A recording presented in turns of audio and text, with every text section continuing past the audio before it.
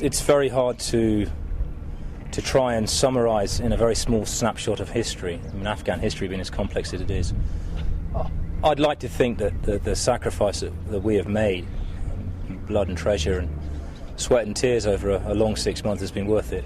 And I think it'll be a dishonour if I said it wasn't. I think we have done, and I think there are green shoots, and I hope that we've fostered them and improved them. I think from the Afghan people it is true, and indeed the people that we've worked alongside, the Afghan police, but particularly the Afghan army, invested a lot of time. There are swathes of Sangin that they now operate on their own, and we take very much a back seat. And I think if our legacy is anything, it is to an Afghan army officer or platoon commander, platoon sergeant or warrior who's actually now confident to go out and do his job, and I hope that our efforts have allowed him to do that.